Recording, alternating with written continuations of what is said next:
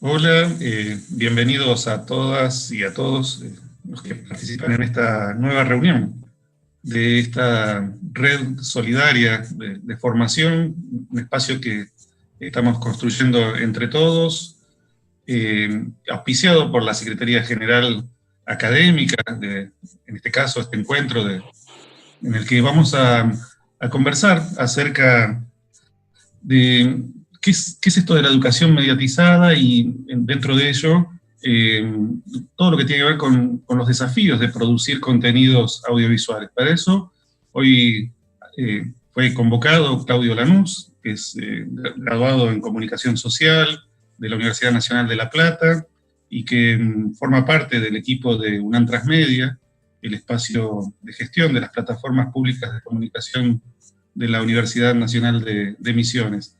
La idea es justamente aprovechar esta experiencia de los realizadores audiovisuales eh, y, bueno, ver cómo adecuar este tipo de herramientas a nuestras prácticas educativas.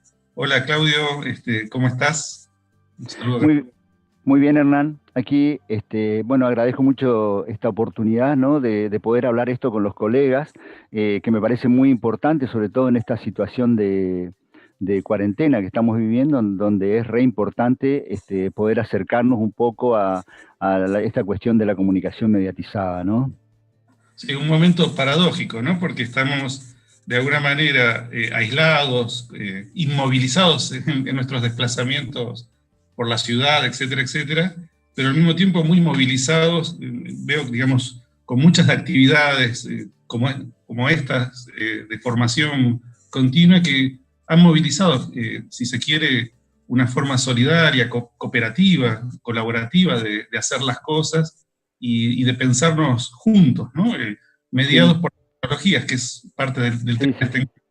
Muy conectados y muy necesaria esta experiencia también, ¿no? Porque hace bastante tiempo venimos, yo creo que la Universidad de Misiones desde hace un buen tiempo viene trabajando y me parece inteligentemente en esto de la educación a distancia. Y bueno, aprovechar esta situación, que si bien es una situación complicada, ¿no? La de la pandemia global, para poner en práctica, ¿no? Para poder acercarnos a esto de la comunicación mediatizada. Sí, un recurso que va a continuar luego de esta etapa, ¿no? Pero bueno, si te parece, damos lugar a tu exposición y recordamos al público que puede, a través del chat, eh, plantear todas las preguntas, comentarios que quiera hacer y que luego te los trasladaremos al final de la exposición. Te dejamos. Buenísimo. Bueno, bueno, muchísimas gracias, bienvenidos a los que estén ahí.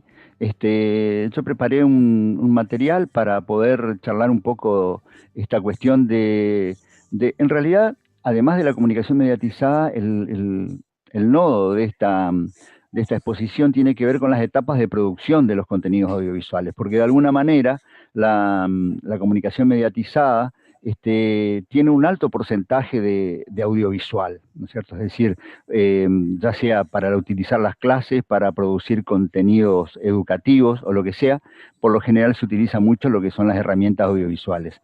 Bueno, entonces yo pasaría a compartir la pantalla para que podamos ver este material que acompaña mi disertación, ¿no es cierto?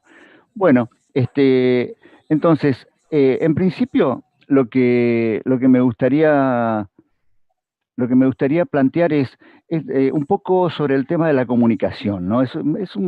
Una breve introducción sobre el tema de la comunicación, porque yo por mi experiencia como docente, recorriendo por distintos ámbitos, he visto y me pregunto, ¿no? ¿Cuál es la teoría más difundida por la educación formal?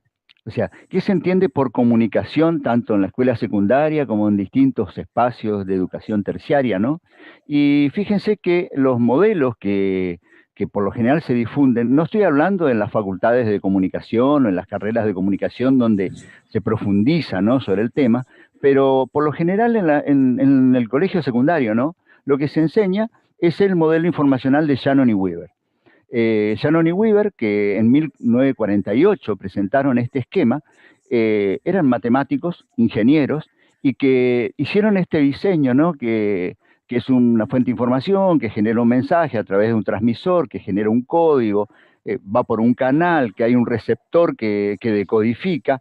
Este, entonces, era la teoría informacional, era un flujo unidireccional de la información y no se hablaba todavía de comunicación. Más adelante surgieron un montón de teóricos, que entre ellos, por ejemplo, Scrum, que generó un modelo de comunicación donde agregó el tema del feedback, la retroalimentación, y dijo que para que sea realmente comunicación tenía que haber una respuesta por parte del receptor, y entonces ahí sí podemos estar hablando de comunicación.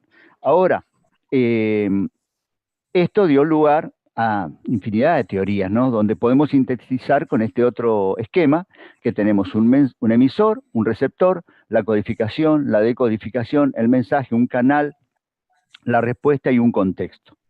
De todas maneras, todas estas teorías en la década del 80, el 90, fueron superadas por, digamos, por algo que se considera que es realmente la comunicación humana. Es decir, lejos de aquel modelo de Shannon y Weaver en el que se pensaba la comunicación o la información que fluye a través de un telégrafo o de un teléfono, pasamos a hablar de lo que es realmente la comunicación.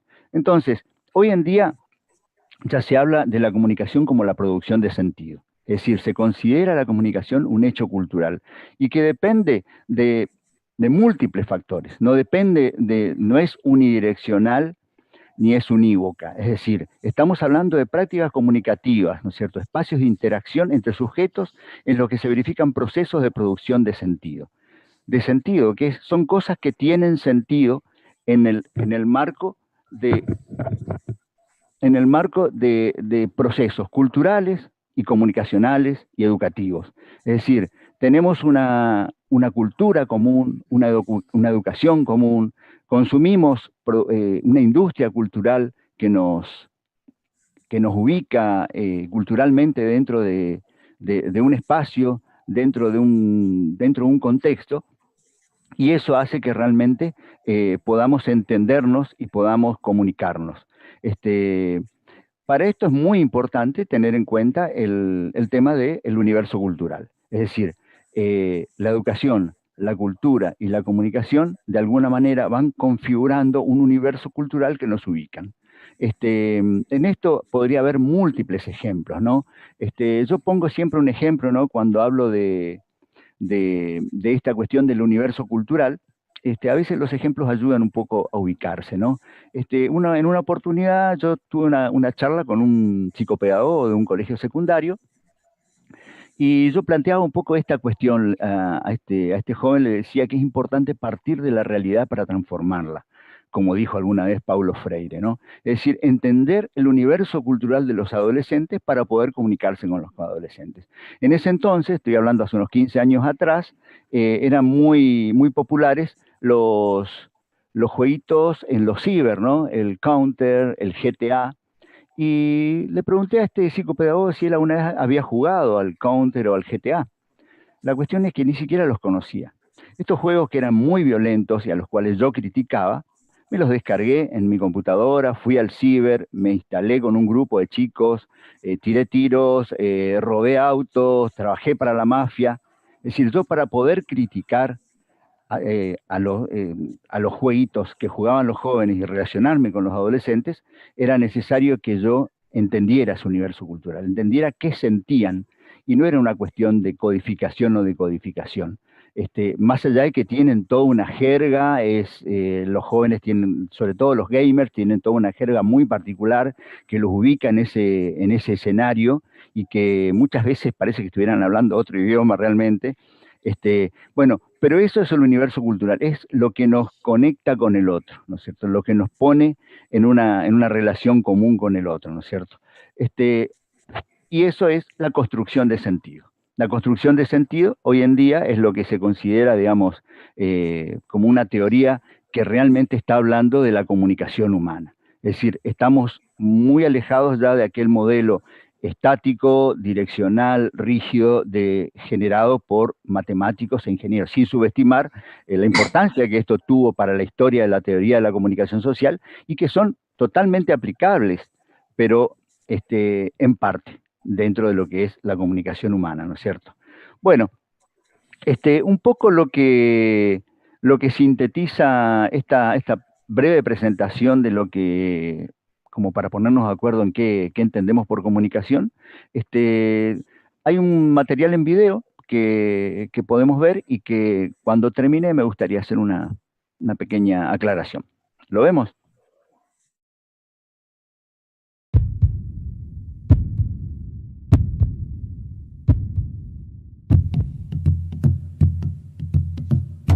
La comunicación fue una de las primeras herramientas humanas. Y con ella empezamos hace miles de años a construir cosas. Culturas, pueblos, ciudades, países. Nos comunicamos a través de sonidos, de gestos, y las palabras fueron fundamentales en nuestro crecimiento.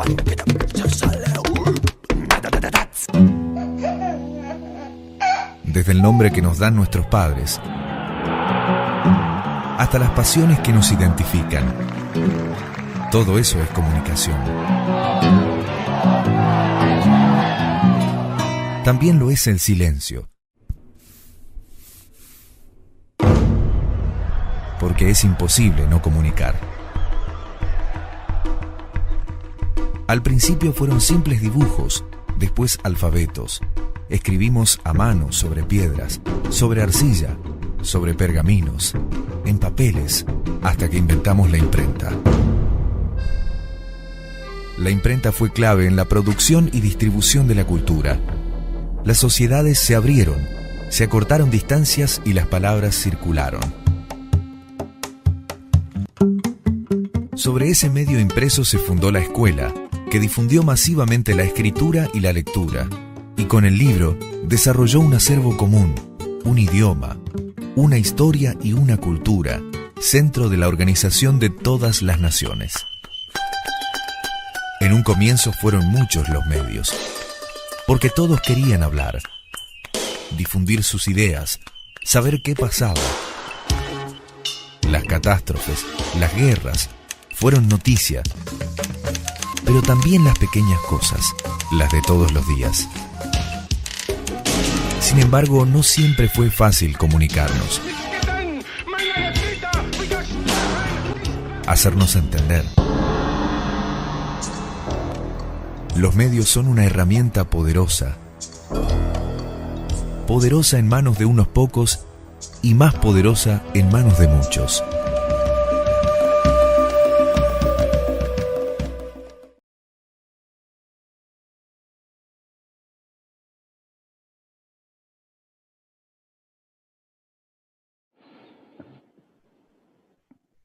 Bueno, este material fue realizado en el año 2010, lo realicé para el Infod.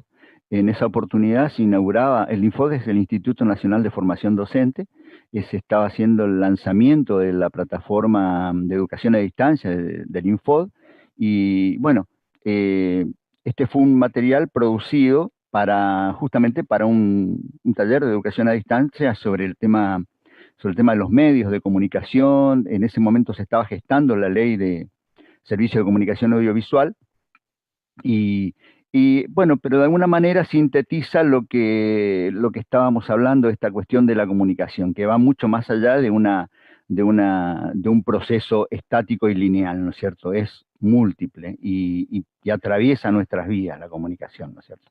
Bueno, voy a volver a compartir la pantalla para que veamos esta cuestión de la comunicación mediatizada, ¿no? Acá yo me puse antes de pasar directamente a lo que serían las etapas de producción, que es el tema que nos ocupa, vuelvo al tema de la comunicación mediatizada, porque existe un debate, ¿no es cierto?, anterior, donde se habla si es mediación o mediatización, ¿no es cierto? Esto sin desestimar el importante concepto de la mediación pedagógica, ¿no? pero la mediación pedagógica no necesariamente involucra a la tecnología. Cuando hablamos de tecnología, y más en este caso, en la forma en que nos estamos relacionando nosotros a través de la web, a través de las pantallas y de distintas plataformas, ya estamos hablando de mediatización, ¿no es cierto? Entonces, acá tenemos conceptos, por ejemplo, como Paula Perkins, que en el 2003 ya hablaba de lo que es educación a distancia, ¿no es cierto? Y que habla de que se caracteriza por ser una comunicación pluridireccional, ¿no es cierto? También tenemos conceptos de Liceo Verón, ¿no es cierto? Que habla de la mediatización, ¿no es cierto? Que está en el contexto de la evolución de la especie, y la secuencia de fenómenos mediáticos históricos que resultan de determinadas materializaciones de la semiosis. Cuando hablamos de semiosis estamos hablando de procesos de significación, es decir, cómo nos impacta, de acuerdo a nuestro universo cultural, los múltiples mensajes que circulan en la sociedad, y sobre todo, cómo llegan a nosotros a través de los medios electrónicos, a través de las redes, a través de los medios de comunicación, y cómo esto impacta en la comunidad, ¿no es cierto? Pero entrando ya en el tema de la producción de sentido, como hablábamos anteriormente, es decir, la comunicación es la producción de sentido. La producción de sentido es producción de mensajes. Si bien producimos mensajes diariamente cuando nos relacionamos, ya sea con mensajes por internet, por el chat, por Facebook, producimos mensajes interpersonales también. Acá vamos a hablar de la comunicación mediatizada y vamos a hablar de la producción de mensajes a través de medios electrónicos, a través de múltiples plataformas. Y acá es importante que hablemos de los diferentes lenguajes. No es lo mismo no es lo mismo el lenguaje de la comunicación interpersonal que muchas veces aplicamos en el aula cuando estamos frente a un grupo de estudiantes y tenemos el pizarrón y la tiza, y está nuestra energía, está nuestra expresión corporal, estamos palpando cómo recibe nuestro público inmediato, que son los estudiantes que están en el aula, que el lenguaje mediatizado a través de las plataformas digitales que tenemos para poder comunicarnos con los estudiantes. Hay una diferencia de lenguaje, hay muchísimas cuestiones a considerar, ¿no es cierto? Entre ellas el tiempo, por ejemplo, es una de las cosas más importantes, tener en cuenta el tiempo, ¿no? La duración del mensaje, la capacidad de síntesis del mensaje, ¿no es cierto? Hay una adaptación, no es lo mismo el lenguaje radial que el lenguaje televisivo, que el lenguaje interpersonal. Internet también nos genera otros nuevos y múltiples lenguajes, ¿no es cierto? De acuerdo a la plataforma también, ¿no es cierto? Entonces, aquí entramos a lo que serían las etapas de producción. Cuando hablamos de etapas de producción, esto yo lo tomo de un oficio que aprendí como comunicador social a lo largo de mi vida, ¿no? Que es la realización audiovisual. Repito, la realización audiovisual tiene mucho que ver con la educación a distancia, porque un alto porcentaje de la educación a distancia tiene que ver con la cuestión audiovisual. Entonces, dentro de las etapas de producción tenemos, por un lado, la preproducción, la producción y la postproducción. La preproducción vendría a ser la planificación, ¿no es cierto? Es cuando nos sentamos y decimos, bueno, ¿qué vamos a hacer? ¿No es cierto? ¿Qué vamos a hacer? Y cómo lo vamos a hacer. Es decir, son los dos ejes más importantes de esta primera etapa, ¿no es cierto? El qué vamos a hacer tiene mucho que ver con las ideas, tiene que ver con la investigación, tiene que ver con cómo lo vamos a contar, o sea, con las narrativas tiene que ver, ¿no es cierto? ¿A dónde lo vamos a distribuir? ¿Para qué público es? Es todo lo que tiene que ver con el contenido de nuestro mensaje. Eso nos va a hacer poner los pies sobre la tierra cuando empecemos a hablar de cómo lo vamos a hacer. Es decir, muchas veces el cómo lo vamos a hacer nos limita, de acuerdo a los recursos que tengamos, las ideas. No es malo en la primera etapa, en el qué vamos a hacer, poder delirar un poco y imaginarnos muchas cosas, pero después es importante saber que en determinado momento tenemos que digamos que recortar algunas aspiraciones de acuerdo a las posibilidades, recursos, digamos, y la viabilidad del proyecto. Es muy frustrante a veces tener ideas demasiado complejas y que se nos ven limitadas de acuerdo a las posibilidades que tenemos. Entonces, en esta primera etapa, la preproducción es la etapa de planificación y, y es donde pensamos los guiones, hacemos la investigación del tema, pensamos si vamos a hacer un micro, si vamos a hacer una clase que va a contener dentro algunos videitos que vamos a poner como ejemplo, si vamos a utilizar fotografía, es decir, planificamos todas las acciones de aquí en adelante, es decir, esta es la etapa que piensa las tres etapas. Es la etapa que se planifica a sí misma, es decir, cómo se va a organizar el equipo para poder pensar todo esto, y piensa cómo se va a producir y cómo se va a postproducir, ¿no es cierto? Ahora, hablo de equipo porque en la realización audiovisual siempre trabajamos en equipo. Y está bueno que en las cátedras los docentes también piensen en la importancia de trabajar en equipo, ¿no es cierto? Sobre todo para producir. Y si a veces los docentes no tienen ayudantes de cátedra o hay materias en las que trabajan solos, ver de poder articular para producir cosas en conjunto, ¿no es cierto? Porque hay veces en que tenemos formación a lo mejor para ser contenidistas, que es un rol muy importante dentro de la preproducción, que es el que organiza los contenidos, piensa lo más importante, lo que sí tendría que estar. Y después está el guionista, el que tiene que tener la capacidad de síntesis, decir, no, en 3 minutos de video no podemos poner todo ese contenido, entonces hace la síntesis, busca el discurso apropiado, teniendo en cuenta el universo cultural del público, teniendo en cuenta el tiempo real que tenemos y el tiempo real de atención que puede tener nuestro público a través de Internet, ¿no es cierto? Entonces, el qué vamos a hacer lo cotejamos con el cómo lo vamos a hacer, que es la logística. Es decir, hay que conseguir una cámara, hay que conseguir, no sé, un lugar, hay que pensar en las locaciones, en los lugares a donde vamos a ir a filmar, etcétera, ¿no es cierto? Esto nos va a dar como resultado el diseño de producción. El diseño de producción es donde sintetizamos todo. Sintetizamos las ideas que tenemos y cómo vamos a llevar adelante estas ideas, cómo vamos a concretar las ideas. Esto es un proyecto de trabajo, el diseño de producción, es decir, qué vamos a hacer y cómo lo vamos a hacer. Acá yo preparé algunos tips de la preproducción, algo que de alguna manera está apoyado más que nada en la experiencia, pero que muchas veces son consejos útiles podrían haber muchos más, esos fueron los que se me ocurrieron y tampoco los quiero aburrir, ¿no? Los paso a enumerar. Establezcamos desde un principio pasos y plazos. ¿Esto qué significa? Distribuir perfectamente qué cosas vamos a hacer, en qué orden y en base a qué cronograma. Tener muy en claro los cronogramas, porque muchas veces los proyectos se frustran o no se concretan justamente porque no establecemos cronogramas, porque no distribuimos las tareas y decimos, bueno, este compañero se dedica a esta cuestión y la tiene que tener lista para tal fecha, y yo tomo esta responsabilidad y la entrego para tal día.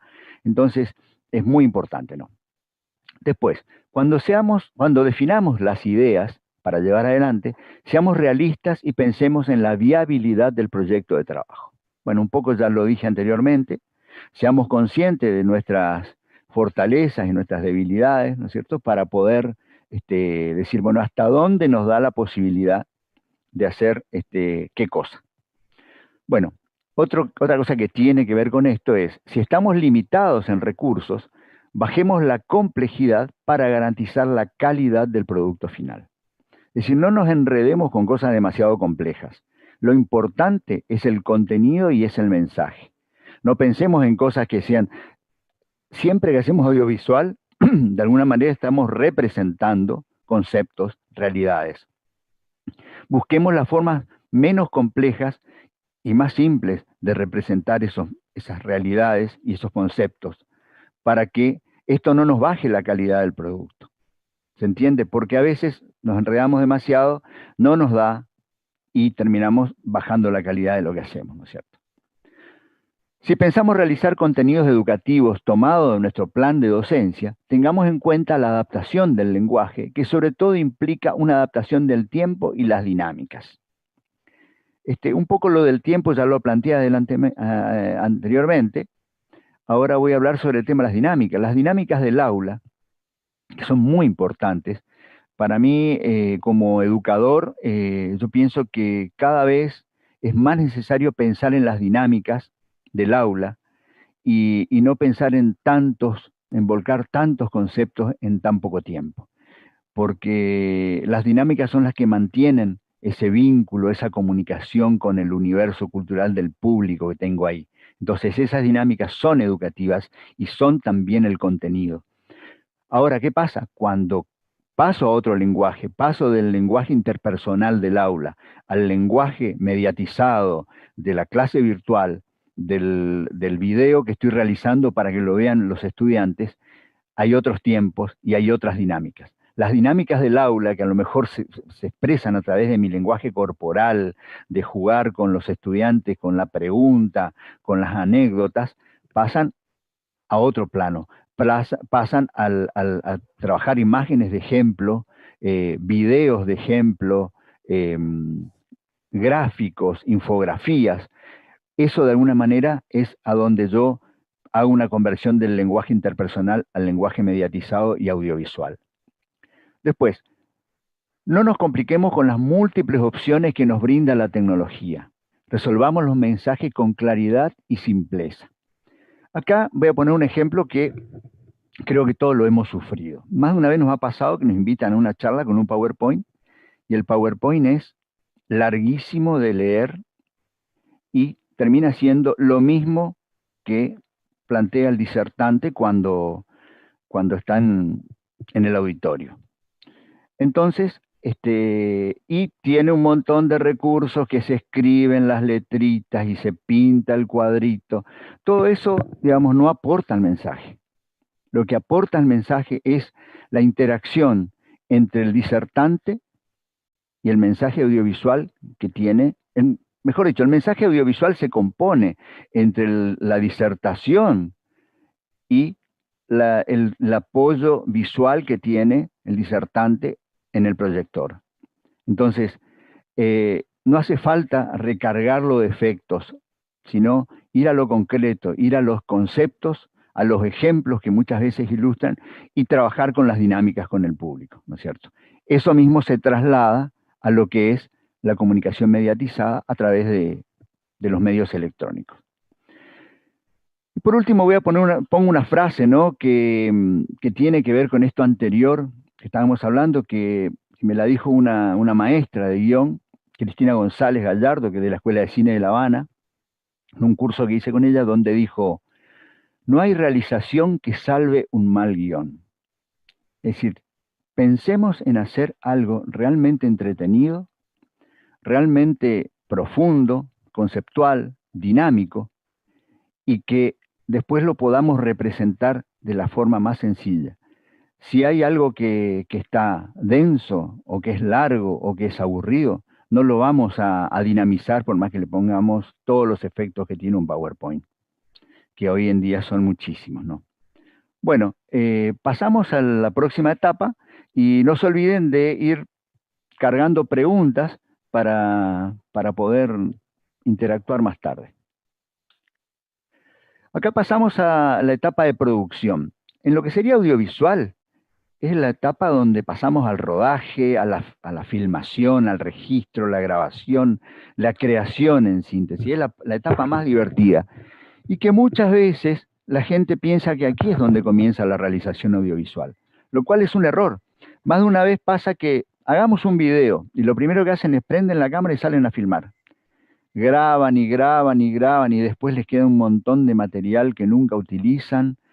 Te complica todas las otras etapas porque después de hacer la postproducción de tanto material te genera muchísimo trabajo y a veces terminamos haciendo productos que no son los que queríamos hacer. Entonces, en esta etapa, la etapa de producción, es la etapa de coordinación y articulación de recursos para la producción de contenidos. es donde integramos todos los recursos que tenemos, es decir, tecnológicos, los recursos creativos, es donde pensamos con qué lo vamos a filmar, dónde vamos a filmar, en qué lugar lo vamos a resolver, con qué micrófono. Son todas cosas que son muy importantes. Más allá de que lo más importante no es la tecnología, en esta etapa sí es importante el uso de la tecnología porque es la que nos va a garantizar poder tener un buen registro. Si yo lo que voy a hacer es un testimonio o una entrevista, para mí es muy importante la claridad del sonido. Casi que diría que el audio en una producción como esta que estamos compartiendo en este momento, el audio es un 70%. Si ustedes estuvieran viendo muy bien la imagen, pero el sonido de lo que están escuchando fuera malo, no durarían mucho tiempo ahí sentados, ¿no es cierto? Porque te perdés casi lo más importante, ¿no es cierto? Entonces, después hay otra cuestión que sí es muy importante en esta etapa de producción, que es lo que algunos autores llaman el proceso sinérgico, como Francisco Gutiérrez, discípulo de Paulo Freire también, que habla de la importancia del trabajo en equipo, porque es una etapa muy crítica y donde muchas veces la inexperiencia o el nerviosismo que significa el momento de lograr la mejor imagen, el mejor sonido y todo eso nos altera un poco a todos, y donde es muy importante tener en cuenta el objetivo que nos une en principio, pero también la importancia de que exista sinergia en el equipo de trabajo, ¿no es cierto? Por eso es que él habla de los recursos convencionales y no convencionales. Y acá voy a hablar un poquitito de esta cuestión que tiene que ver. Los recursos convencionales son los recursos que tienen que ver con lo material, ¿no es cierto? Es decir, los recursos que conocemos todos, los recursos económicos, recursos humanos, recursos tecnológicos, que son los recursos que en la medida que los utilizamos se gastan. Ahora, los no convencionales, a los cuales también llama endógenos, tienen que ver con el grupo y tienen que ver con esos recursos que en la medida que los utilizamos se potencian. La solidaridad, la cooperación, el trabajo coordinado, la gestión conjunta. Es decir, son todas esas cuestiones que si en un grupo de trabajo reina la solidaridad, el compañerismo, el ponerse en el lugar del otro, vamos a potenciar eso. Ahora, ustedes deben saber por experiencia también que donde empieza a saltar la competencia, la envidia, eso también se potencia. Entonces, hay que trabajar el proceso sinérgico, sobre todo en la producción, ¿no es cierto? También en la preproducción, pero en la preproducción es donde estamos tirando ideas, es distinto, ¿no es cierto? Pero en la producción es donde estamos ya con todo el nerviosismo de tener que registrar, sobre todo cuando trabajamos en equipo, ¿no es cierto? Voy a pasar a una cosa que también es importante, si bien dije que la tecnología no es lo más importante, pero sí es importante tener en cuenta que muchas veces la tecnología termina siendo algo que nos limita. Para esta cuestión, tomo conceptos de Schumacher. Schumacher, que fue un economista alemán, escribió un libro, Lo pequeño es hermoso, allá por la década del 70, y habló de la tecnología apropiada, no para la realización audiovisual precisamente, ¿no? Él lo que hablaba era sobre todo de la cuestión del agro en el tercer mundo, que muchas veces andaba corriendo atrás de las pautas y la tecnología del primer mundo, y de alguna manera eso también nos esclavizaba, y que también nos pasa muy seguido con la tecnología aplicada a lo que es estos procesos de comunicación mediatizada, el uso de la computadora, el uso de las cámaras, de los celulares, etc. ¿Qué pasa? Que el primer mundo todo el tiempo nos seduce con la última tecnología porque tienen otros recursos. Son los primeros que prueban la tecnología que acá llega 1 año, 2 años después, ¿no es cierto? Entonces, ¿qué pasa? Nos terminamos creyendo que si no tenemos el último celular para hacer ese video de la clase o para compartir fotos, no vamos. Entonces le echamos la culpa a la tecnología. No, si yo tuviera tal cámara, entonces las cosas que haría. Y no pasa por ahí. Pasa por resolver ¿Qué es lo que vamos a hacer? Pensar una buena preproducción, pensar una buena organización de equipo, pasa por entender la tecnología que tenemos y saber cómo utilizar la tecnología que tenemos, aprovechar al máximo lo que tenemos y cómo lo vamos a resolver, ¿no es cierto? Entonces, me quedo con esta frase de Schumacher que dice, la tecnología correcta es tecnología con rostro humano. Es decir, nosotros somos los que usamos la tecnología y somos los que le damos la identidad y somos lo que hacemos con esa tecnología también. Algunos tips para esta etapa de producción. Utilizar los recursos tecnológicos a nuestro alcance. ¿Por qué pongo de nuevo esto, no? Porque me recuerdo una frase que alguna vez me dijo Ara Togaclián, que es del grupo Arcoíris, ¿no? Una vez que vino a Posadas y tuve la oportunidad de hacer una entrevista, nos quedamos charlando después de la entrevista sobre el tema del uso de la tecnología, todo esto que hablábamos recién, ¿no? Y me dijo una frase que me quedó grabada para siempre. No es la flecha, es el indio lo que vale.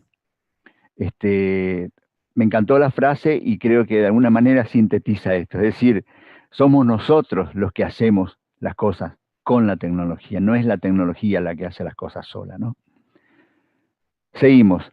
Ser exigente con nosotros mismos en cuanto a la calidad del material a registrar. Audios comprensibles, fotografías o videos bien iluminadas y en foco. Por ejemplo, ¿no? Algunos. ¿Por qué? Porque no porque hagamos algo que nosotros decimos, bueno, pero esto no se va a ver por televisión, lo van a ver los estudiantes. No, ser exigentes desde un principio con nosotros mismos. Consumir mucho y ver cómo se hace. Yo aprendí muchísimo de la observación.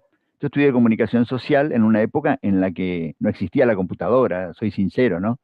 Bueno, ¿y cómo aprendí? Mirando, observando, viendo leyendo, investigando. Entonces, si vamos a hacer cosas, investiguemos cómo se hace. Hoy en día tenemos la oportunidad de entrar a internet y hay tutoriales sobre lo que se nos ocurra, desde cómo hacer para utilizar un programa de edición de videos hasta cómo hacer para arreglar un calefón.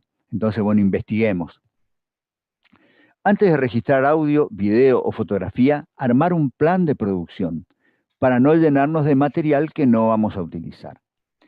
Esto es como una continuación de la preproducción. En la preproducción armamos el diseño de producción de cómo vamos a resolver todo el proyecto, digamos, en nuestra estrategia, el diseño de producción que lo hicimos en la preproducción, es como la estrategia de producción de lo que vamos a hacer. La estrategia de producción, por ejemplo, de una clase virtual donde decimos, voy a hablar yo, cada tanto voy a mandar un videíto y voy a mandar unas infografías, voy a escanear unas páginas de un material que tengo. Bueno, cada una de esos elementos que voy a incluir dentro de esa clase tiene su plan de producción. Armar el videíto tiene su plan de producción. Registrar mi testimonio tiene un plan de producción, ¿no es cierto? O sea, los planes de producción dentro de un diseño de producción vendrían a ser las acciones concretas y la planificación concreta de esas acciones dentro de un diseño de producción, ¿no es cierto? Una cosa muy importante, que ya lo dije anteriormente, es no subestimar la importancia del registro sonoro. Muchas veces se piensa que el audiovisual es la imagen. Una imagen vale más que 1000 palabras, dicen. Es una frase que la he escuchado miles de veces.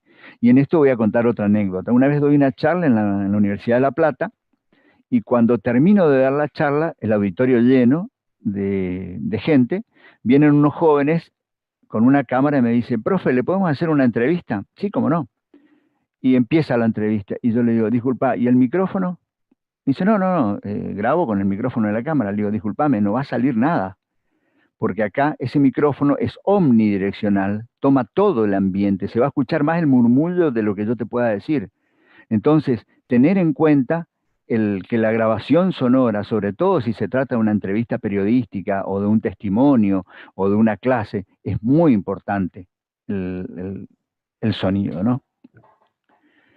Y esto tiene que ver con lo que sigue. Tener en cuenta las locaciones, tanto para la imagen como para el sonido. Cuando hablamos de locaciones dentro de lo que es la producción audiovisual, Hablamos de, por ejemplo, yo voy a hacer un video que quiero irme hasta la costa del río. Entonces yo quiero que el río se vea el río y no que esté totalmente quemado, totalmente blanco. Entonces voy a ir a ver a ese lugar del río donde voy a ir a filmar en qué horario el sol está del otro lado y no sobre el río, porque si no, no voy a ver el río, voy a ver una gran mancha blanca. Entonces yo sé que en determinado horario el sol está cayendo del otro lado, entonces ahí estoy haciendo locación visual, estoy planificando la iluminación. Ahora, voy a hacer la entrevista ahí. ¿En qué horario? A las 6 de la tarde es horario pico, pasan todos los autos de la gente que vuelve del trabajo. Si yo estoy haciendo una entrevista ahí, voy a tener serias complicaciones con el audio.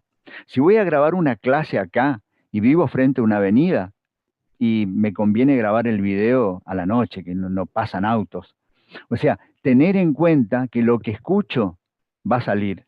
Hace 2 minutos ladró un perro.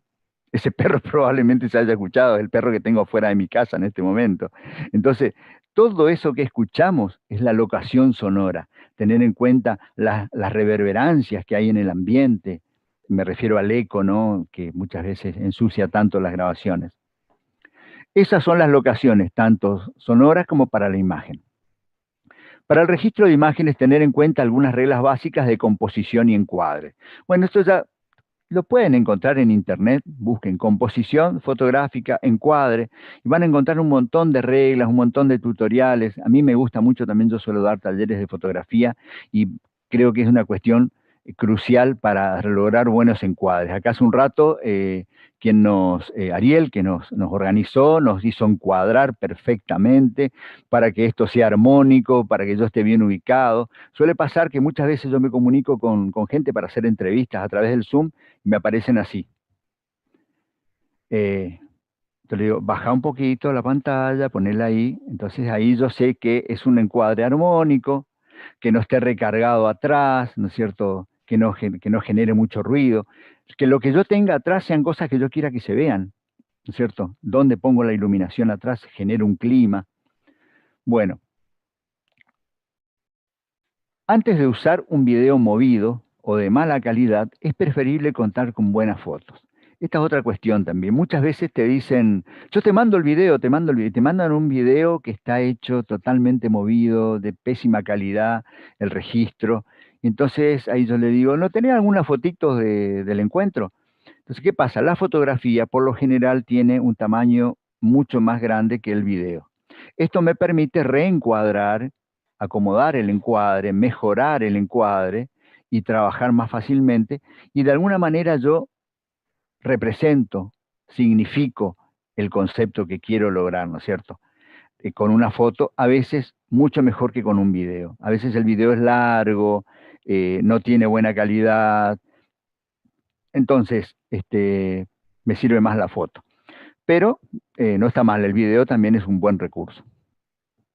Después, y esto es muy importante, ser muy organizados con el almacenamiento y resguardo de los archivos digitales producto de los registros.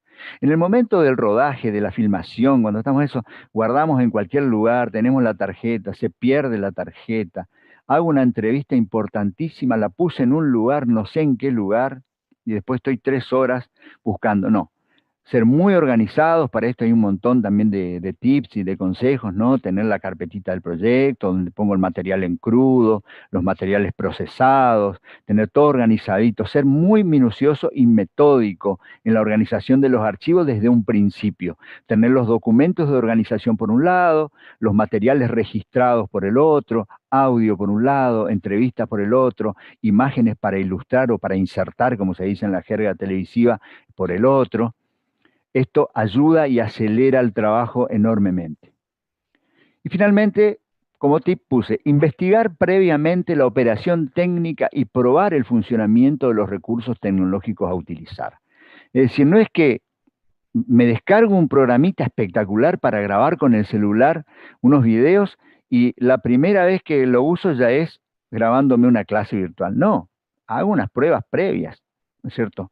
Pruebo el funcionamiento, investigo, veo cuáles son los recursos que tiene, cómo hago para mejorar la iluminación, cómo hago para, si tiene o no tiene zoom, ¿no es cierto?, para eliminar un poco el ruido. Es decir, pruebo el recurso. No es que improviso. Ahí no hay posibilidad de improvisación, porque esto va en detrimento de la calidad de los productos que hacemos. Bueno, pasamos a la última etapa, que es la etapa de postproducción, que sería el montaje. En cine es el montaje, en video, en televisión es la edición o la presentación. En el caso de las clases, yo preparo una serie de videos y vengo, me pongo frente al aula virtual y voy presentando los videos que tengo, el material. La puesta al aire, le decimos también, viralización, le podemos decir cuando lo distribuimos, ¿no es cierto? Que también es un proceso que hoy se agrega a esta postproducción, porque ahí también sigue procesándose el material de alguna manera con esta cuestión de la transmedialidad, que es un poco lo que viene. Y acá tenemos esta cuestión de que en esta etapa reorganizamos los contenidos. ¿Por qué? Porque cuando hicimos aquel guión, aquella idea inicial, no teníamos todavía el encuentro con la realidad. Planificamos, le voy a hacer una entrevista al profesor tal que me va a hablar de tal tema, pero voy a verlo al profesor y me sale este profesor con que una cosa muy interesante que no tuviste cuenta fue esta. Mirá qué interesante. Entonces agrego un nuevo concepto, agrego un nuevo elemento a mi mensaje, a mi discurso. Entonces voy a tener que volver a reorganizar los contenidos, ¿no es cierto? En esta etapa es donde llevo adelante la propuesta estética que inicialmente tuvimos una idea inicial cuando teníamos en la preproducción. Acá es donde concretamos, llevamos adelante el plan de la propuesta estética, es decir, cómo vamos a ilustrar, cómo vamos a utilizar el arte de pantalla para hacer más agradable, más armónico los contenidos, la tipografía, la paleta de colores, los elementos gráficos que hacen a nuestra presentación, a nuestra clase, que ayudan muchísimo. Son las dinámicas, es como traducimos las dinámicas del aula, del pizarrón, de la lámina, del proyector del aula a nuestro proyector digital, virtual y mediatizado. Y otra cosa que es fundamental es la narrativa.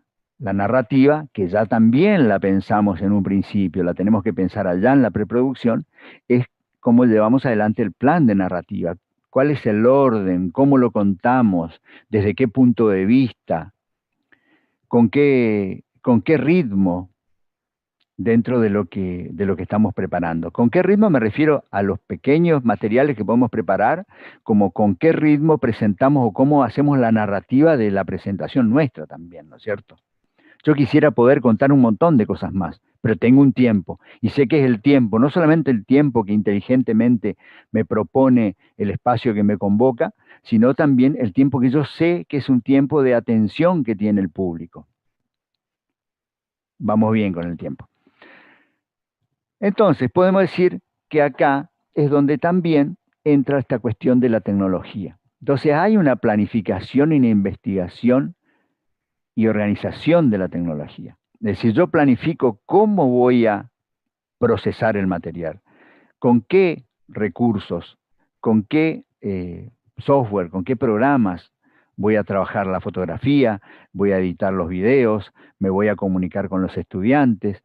Si voy a grabar con un celular y entonces voy a editar en el mismo celular, hoy en día tenemos programas que son buenísimos para poder editar.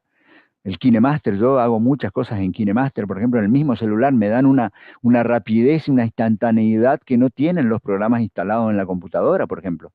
Yo voy a un lugar que me encanta, hago unas tomas y ya mismo ahí edito con los dedos y ya lo comparto. No me pregunta ni siquiera con qué code, en qué tamaño, no. ¿Dónde vas a compartir? ¿En Instagram? Bueno, ya sabe cómo tiene que hacerlo. Son muy prácticos. Si lo voy a hacer en la computadora, buscaré o programas más complejos si tengo la posibilidad de aprenderlos, o tengo el tiempo o las ganas de aprender, o programas simples. Hay programas muy simples para editar. Muchos de ellos me los han pasado los estudiantes. Claro, porque yo vengo de una trayectoria de realización audiovisual donde conozco software más profesional, como el paquete Adobe, Adobe Premiere, etc. Y vienen los estudiantes y dicen, no, profe, pero yo edito con el Filmora, que es muy práctico. Buenísimo. Entonces empecé a buscar software que te pone una pista de audio, una pista de video, una pista de texto y música. Punto. Más de eso no necesito. Entonces, ¿para qué me voy a complicar con tanto recurso, ¿no es cierto? Y la organización, es decir, cómo me organizo para editar ese material que hablábamos anteriormente, tener una carpetita donde tengo el material en crudo de las entrevistas o de las clases, que ya me grabé previamente con el celular. Tengo una carpetita donde tengo los inserts, los inserts serían las imágenes para ilustrar. Si armé algunos cuadros, los tengo organizados. Para los docentes que están muy acostumbrados al PowerPoint, el PowerPoint es una forma muy práctica de organizar un material porque de alguna manera nos organiza linealmente el discurso y nos da la posibilidad de producirlo no linealmente, porque llegué al final y se me ocurrió modificar algo del principio y lo modifico sin problema. Entonces, utilicen la tecnología a su alcance y la que le resulte más práctica. Bueno, y acá venimos a esta cuestión que decíamos de la importancia de la, de la transmedialidad. De esto Hernán Cassaniga podría hablar mucho más que yo, es un especialista en el tema, pero yo que vengo de la televisión he venido trabajando a lo largo de mi historia personal con el multimedia, por un lado, en la época en que trabajábamos un mensaje, por ejemplo, televisivo y nos pedían un spot radial y resulta que decíamos, no, no es lo mismo, tenemos que adaptar el lenguaje, es decir, yo no puedo hacer el mismo mensaje radial o me traían un mensaje radial, ponerle imágenes. No, tengo que adaptar al lenguaje televisivo. Entonces ahí hablábamos de multimedialidad, armábamos una campaña, adaptábamos la campaña para radio y hacíamos un afiche y un folleto a lo mejor.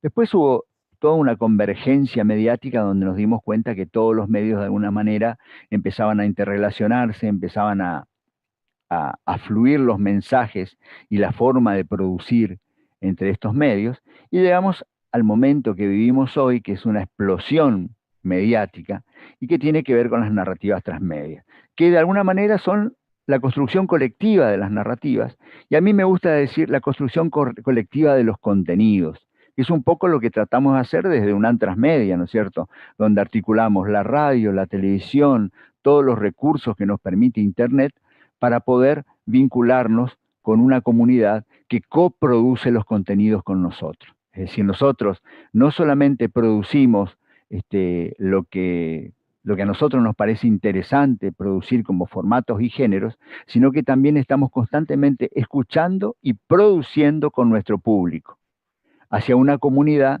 que a su vez se convierten en coproductores de esos mensajes, ¿no es cierto? Utilizando múltiples medios, utilizando múltiples plataformas de comunicación, ¿no es cierto?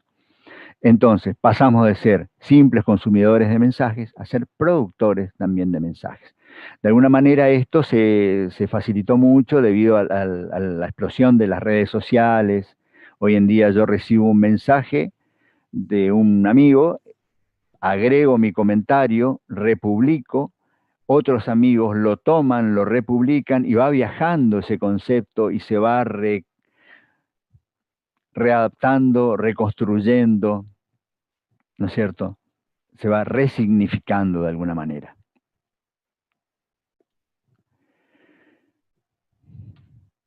Bueno, algunos tips de la postproducción.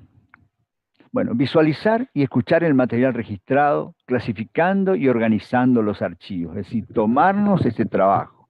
Es muy importante. No es que mucha gente dice, lo tengo todo acá en la cabeza. No, después pongo lo primero que encuentro. Termina pasando eso. Conviene visualizar porque me voy a perder. La memoria a veces no alcanza para tantas cosas. Entonces es re importante visualizar, escuchar y encontramos cosas que seguramente se nos escaparon y es importante visualizar. Después, volver a ajustar los guiones y las ideas iniciales del proyecto con el material registrado, ¿no es cierto? Encuadrar ahí. Y esto que es muy importante, ¿no es cierto? A la hora de seleccionar los registros para la edición, no nos enamoremos del material. Esto nos puede llevar a realizar contenidos muy aburridos. Vayamos a lo concreto y apelemos a nuestra capacidad de síntesis. ¿Por qué digo esto? Le voy a hacer la entrevista al profesor, amigo, y resulta que el espacio que tengo reservado en el guión para él es 1 minuto y medio. Pero termino, como es mi amigo, termino hablando 40 minutos. Y cuando voy a editar, saco el 1 minuto y medio, pero yo no, esta frase que dice acá no puede dejar de estar, y la agrego. Este concepto me encanta y lo agrego. Entre una cosa y la otra termino haciendo una intervención del profesor de 10 minutos. A los 3 minutos los estudiantes se durmieron. El público, si es en televisión, ya me lo cortaron en el canal porque me pasé el tiempo. Entonces, apelemos a nuestra capacidad de síntesis. Es lo más importante. Es decir, ¿cómo hago para no salirme del plan inicial aprovechando lo más rico que tiene ese testimonio? Bueno, esto que es otra cuestión muy importante, que es el aprendizaje basado en proyectos, es la mejor opción para entender los programas de edición. Y de esto tenemos mucha experiencia nosotros en UNAM Transmedia, porque justamente el canal de la universidad, para el canal de la universidad nosotros organizamos allá en el 2013, a partir de una cátedra, primero a partir de una cátedra que yo tenía en Oberá, y después lo hicimos desde la cátedra de Hernán en la carrera de comunicación. Teníamos un programa que se llamaba Puentes, donde los estudiantes aprendían a hacer televisión en vivo y en directo, para un programa en ese entonces de la Secretaría de Extensión. Bueno, siguió siendo después la Secretaría de Extensión, pero ya vinculado a UNAM Transmedia cuando se creó el espacio. Y es un aprendizaje muy importante. Por eso digo, si yo voy a aprender a usar un programa de edición, por lo general lo que solemos hacer es abrimos el programa y entramos a toquetear y a probar, y ahí nos enamoramos de todos los efectos que tienen los chiches, que se da. Damos vuelta y no vamos a lo más importante. ¿Cuándo aparece lo más importante? Cuando agarro la entrevista al profesor y la tengo que cortar, digo, ¿y cómo se corta? Recién ahí me pongo a pensar en que lo más importante no son los efectos, sino cómo cortar, cómo nivelar el audio, cómo hacer para hacer más suaves las transiciones entre una imagen y la otra, entre un audio y el otro. Entonces ahí voy a buscar los recursos que realmente necesito, no aquellos que me vende la tecnología, porque la tecnología viene con un montón de preseteados, pero esos preseteados, yo siempre digo, el Adobe Premiere venía al principio con 75 transiciones, y muchas veces terminamos teniendo esas 75 ideas nomás. No nos damos cuenta que nosotros podemos generar otros recursos estéticos mucho más interesantes, creativos y originales si nosotros jugamos con la creatividad y con las ideas que se nos ocurren de cómo contar, cómo narrar, y que son mucho más simples a veces que las cosas que nos dan preseteadas. Por último, si no nos llevamos bien con la tecnología, cosa que vengo escuchando bastante en este tiempo de pandemia, ¿no? Muchos colegas dicen, yo voy a tener que ponerme a tiro con la tecnología. Y yo digo, no es una cuestión de tecnología esto, es una cuestión de entender los procesos comunicacionales, de entender cómo hacer para sintetizar contenidos, de adaptar los lenguajes, ¿no es cierto? Pero bueno, si queremos hacer algo y necesitamos la tecnología, no importa. Hay quienes sí lo hacen, hay quienes sí se llevan muy bien con la tecnología, y es muy bueno trabajar en equipo en forma colaborativa. Entonces, tenemos un hijo, un sobrino, un amigo, un colega, un ayudante de cátedra que se maneja muy bien y que aprende rápido la cuestión informática, y bueno, delegamos, distribuimos, compartimos, cooperamos entre nosotros, y eso es una muy buena forma de poder hacer productos interesantes. Bueno, prácticamente acá terminamos con la cuestión más importante, ¿no?, del taller. Yo puse una cuestión, ¿por qué se me ocurre que es importante, ¿no?, este manejo de estas herramientas comunicacionales? Porque estamos en una situación de pandemia global, ¿no es cierto?, que nos ha puesto en este distanciamiento social, que nos agarró a todos de sorpresa de alguna manera, o sea, no, era algo que no lo esperábamos, y que es muy difícil plantearnos que todos estamos haciendo educación a distancia. Hay quienes sí están haciendo educación a distancia, que son quienes ya venían dentro de una estrategia de las instituciones, en base a plataformas, pero la mayoría de los docentes, yo lo sé por la escuela primaria a la que van mis hijos, están saliendo del paso y de alguna manera están haciendo educación remota de emergencia, ¿no es cierto? Están haciendo un aprendizaje en línea de alguna manera, los chicos, y hay que entender también la situación de las familias y hay que entender la situación de los docentes, que por lo general trabajamos, hacemos teletrabajo, hacemos docencia, estamos en nuestras casas con la familia, y todo eso nos pone en un contexto bastante complejo. Y es importante tener en cuenta eso, ¿no es cierto? No es solamente el universo cultural, sino que es el universo que nos circunda en esta instancia, ¿no? Entonces, es muy importante tener en cuenta eso también en el momento en el que nos ponemos a producir esto, ¿no es cierto? Y entender que es muy importante tratar de capacitarnos, tratar de investigar, es una muy buena oportunidad para aprender y para investigar.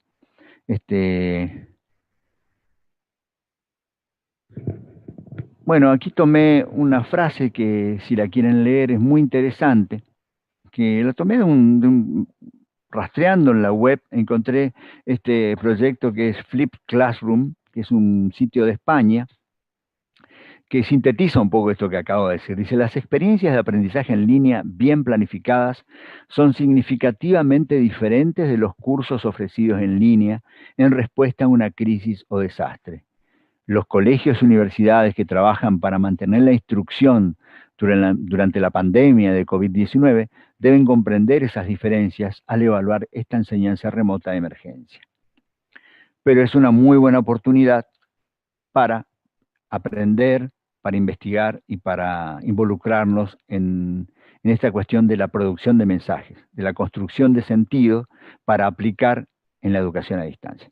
Bueno, les agradezco mucho la presencia y agradezco mucho la oportunidad que me han dado los colegas también de poder compartir esta experiencia mía.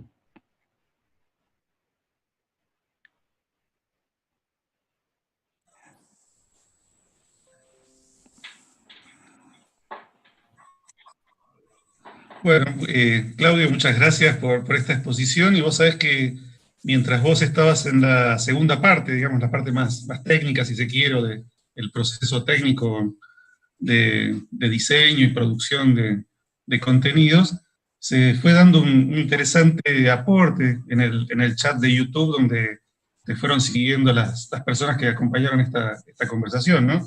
Allí bueno. pueden encontrar distintas sugerencias respecto a software y demás para todo lo Muy que bueno. tiene la edición y demás. Y es parte de un poco del sentido de lo que decías recién, pensaba yo, ¿no? Es decir, cómo vamos construyendo un discurso colaborativamente, ¿no? Esto es la convergencia digital, que al mismo tiempo que vos hablabas, había otras comunicaciones que se iban generando, Sí. de las cuales no tenías conciencia porque estabas atento a tu exposición, pero que los usuarios, en este caso, eran también productores y agregaban a tu exposición, digamos, sugerencias y demás que seguramente algunos otros lo van a tomar. Eso es parte también de cómo se van reelaborando los discursos en esta convergencia digital, en esto que somos transmedialidad. No somos espectadores pasivos, sino hay una acción también, ¿no? Que no pasa Muy solamente. bueno.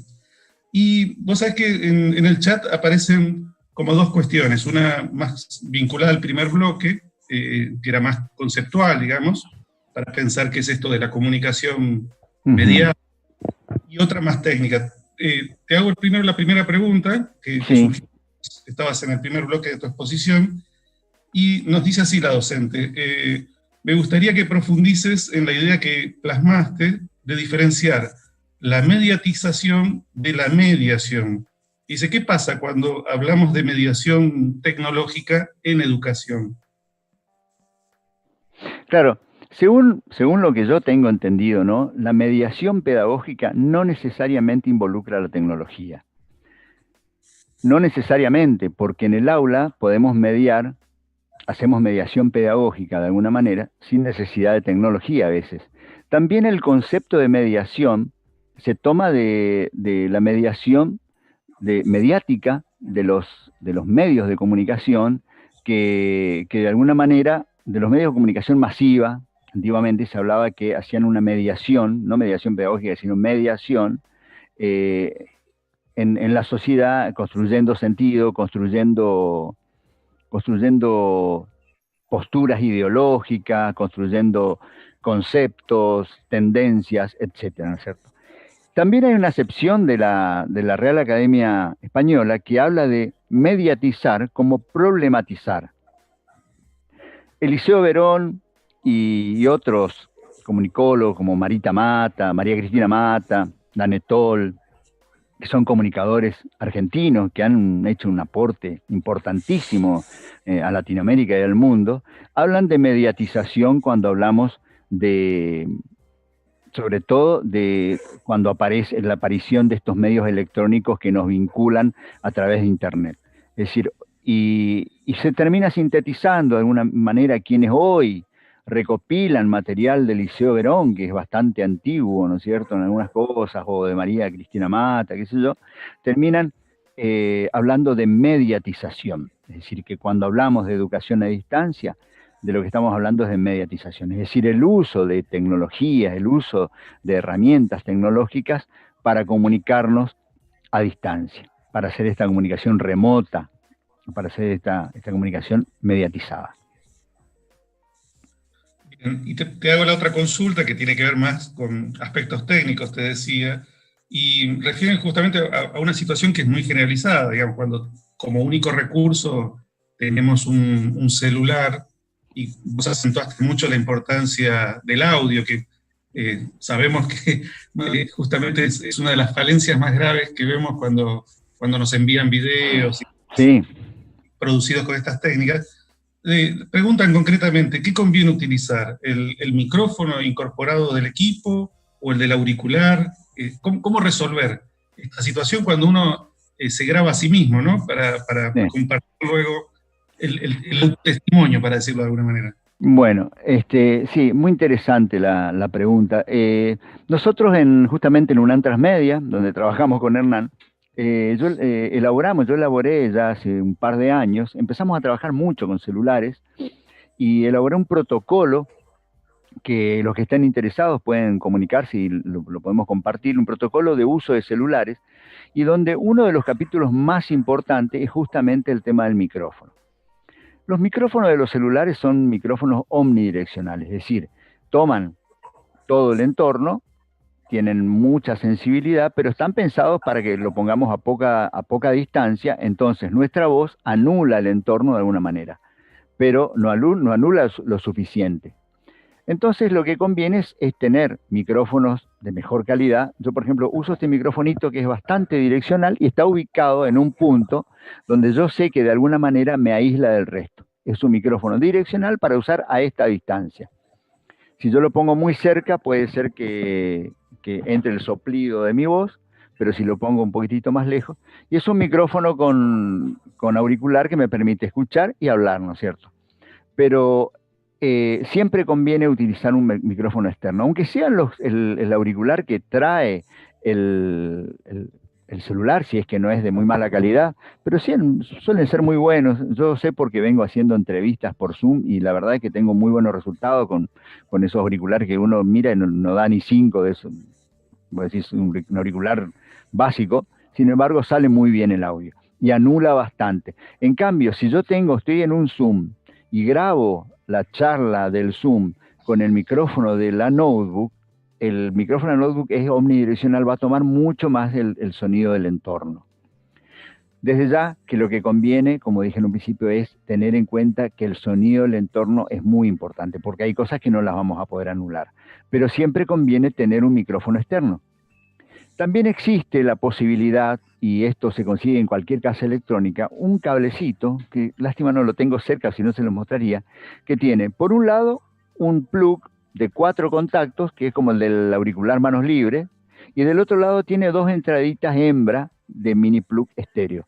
Entonces, en una yo pongo el auricular y en la otra puedo enchufar cualquier tipo de micrófono. Entonces yo podría tener un micrófono, un Shure SM58 de alta calidad puesto acá, y mis auriculares, y estaría hablando con ustedes con la máxima calidad, ¿no es cierto? Me pasa que dentro de todo funciona bien, es práctico, no tengo que armar tanto despliegue. Con esto que decía de tampoco enredarnos tanto con la tecnología, yo creo que está claro cómo se escucha, ¿no? No sé si responde eso Sí, sí, yo creo que es lo que nos estaban consultando. Hay una pregunta más, no sé si vas a poder tener una respuesta, pero nos preguntan si hay producciones regionales ya elaboradas con contenidos disponibles para sugerir a maestros y profesores de escuelas primarias y secundarias de Misiones. Referidas a esto de la mediatización, referidas a esta cuestión... Está complicado de entenderlo. No sé si por ahí nos pueden aclarar la pregunta, pero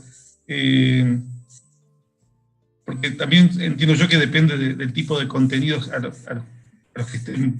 Claro, nosotros en el canal de la universidad hay solamente un contenido que habla, que es un metamensaje, digamos, que habla de la realización audiovisual, que es justamente un programa que fue mi primera experiencia como conductor de televisión, que se llama Tiempos Modernos, que habla de la realización audiovisual, donde por lo general se invita a un realizador, este realizador un poco cuenta su historia, se ven algunos fragmentos de sus videos, y al final, en el último bloque, él enseña algo de su especialidad. Si viene alguien que tiene muy buena iluminación en sus videos, por ejemplo, habla de iluminación, que es algo muy importante en realización audiovisual. Si viene alguien que es especialista en sonido, habla del sonido, ¿no es cierto? Hicimos por ahora una serie corta y está en elaboración una segunda temporada, pero más que eso no, pero es una muy buena idea, una muy buena sugerencia, empezar a producir una serie vinculada a esto, a la enseñanza y a la formación de colegas docentes, ¿no? En cuanto al uso de la tecnología para las clases de educación a distancia. Me parece que es un desafío interesante y que lo podemos tomar, ¿no, Hernán? Como idea. Sí, yo creo que se pueden recuperar justamente las experiencias, tanto las fallidas como las exitosas, porque en esto, Sí. como vos decías recién, ¿no? Estamos tanteando y viendo, probando qué es lo que se hace. Y bueno, sobre el ensayo, el error y la reelaboración de la experiencia, que es como se aprende en definitiva, ¿no? Sí, y sobre todo, producir sobre la demanda, sobre la demanda. Es decir, si los colegas docentes nos están pidiendo que produzcamos materiales de capacitación, del uso de la tecnología, consultas, sería fantástico poder hacerlo, y no es complicado, lo podemos hacer, lo puedo hacer acá desde mi casa con otros colegas del canal, obviamente, en la coproducción, somos un equipo, y podemos producirlo, me parece muy interesante. Sí, y en esto, digamos, una preocupación permanente del espacio de UNAM Transmedia, que es también generar capacidades en la comunidad universitaria para que se apropien justamente de las técnicas para el uso que cada actor, digamos, de la comunidad universitaria necesite, ¿no? Y entiendo que esta situación particular en la que nos puso la pandemia, de alguna manera aceleró, catalizó eso que se venía planteando, y bueno, ahora aprovechar estas circunstancias para eso, ¿no? Muy bueno. Bueno, te quiero comentar, Claudio, que hay muchos agradecimientos en el chat, digamos, una valoración, digamos, de la claridad con que fue hecha esta exposición. Reiteramos el agradecimiento a la Secretaría General Académica por esta invitación. Agradecemos digamos, al equipo que está detrás, a Joel, a Gisi, Ariel, que hacen posible esta comunicación. Y bueno, simplemente agradecerte también por el esfuerzo que has hecho. Sí, y comentarles al público, a quienes nos están siguiendo en este momento, que esta actividad, de hoy, forma parte de una serie en la que, digamos, el próximo martes, el martes 9 de junio, va a haber un nuevo encuentro. En este caso van a participar Horacio Picasa y la profesora García de la Facultad de Humanidades y Ciencias Sociales, y con ellos vamos a estar enterándonos de alguna manera o conversando sobre los repositorios universitarios, los repositorios digitales justamente, que es donde va buena parte de la documentación producida por la Universidad Nacional de Misiones. Así que, bueno. Nos queda agradecerte, Claudio, y bueno, bueno, esperamos al público en la próxima. Bueno, muchísimas gracias también a todos, a todo el equipo, que la verdad que impecable el trabajo, la prolijidad, la organización, desde temprano me contactaron y bueno, me pongo a disposición para las veces que necesiten. Yo esto lo hago realmente con gusto y con pasión, así que hasta cualquier momento.